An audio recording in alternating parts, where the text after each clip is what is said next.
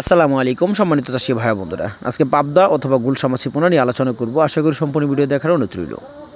বর্তমানে এই মাছের পোনাগুলো চাষে উপযোগী হয়। কোনো চাষি যদি এই মাছের পোনা কালচার হিসাবে পুকুরে দিতে চাই তাহলে সর্বোচ্চ 3 থেকে 3.5 মাসে এই মাছের পোনা যা 20টা থেকে 25টা পিস কেজি মানে বিক্রি করতে পারবে পাবদা মাছের পোনা। এখন যে পাবদাগুলো আপনারা স্ক্রিনে দেখতে পাচ্ছেন এগুলো কেজিতে হবে যা 300 পিস 1 কেজি হবে দেশি জাতীয় পাবদা মাছ। পাবদা গুলশা যে কোনো সাইজের মাছের পোনাগুলো আপনারা শীতকালের জন্য বড় সাইজের মাছের পোনাগুলো অবশ্যই সংরক্ষণ করতে হবে।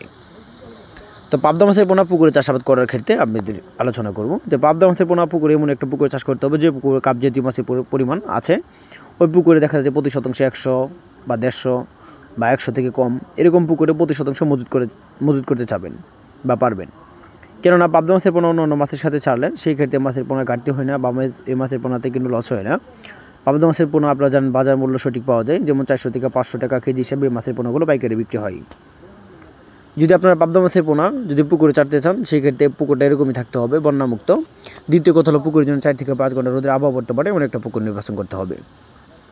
যদি পাবদা মাছের পাশাপাশি আপনারা চাইলে গুলশা মাছের পোনা দিতে পারেন, যেমন কেজিতে গুলশা মাছের পোনা যায় 1000 থেকে 1200 বা তার থেকে ছোটো অথবা বড় যে কোনো সাইজের পাবদা বা গুলশা মাছের পোনা আপনারা মিক্সভাবে পুকুরে চাষাবাদ করতে পারবেন।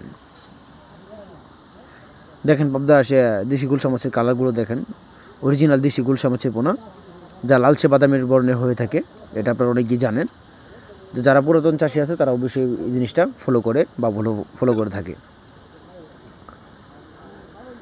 যদি কোনো চাষি আগ্রহী আছেন মাছের পোনা চাষ করবেন অথবা মাছ চাষ সকল ধরনের তথ্য পরামর্শ জানতে চান বা জেনে নিতে পারবেন তাহলে স্ক্রিনে থাকা নাম্বার তথ্য পরামর্শ জেনে নিতে পারেন। আমাদের চ্যানেল যদি কারো ভালো লাগে থাকে লাইক কমেন্ট শেয়ার করবেন। এরকম নিত্য নতুন ভিডিও পেতে আমার চ্যানেলটি সাবস্ক্রাইব করে রাখবেন। ধন্যবাদ।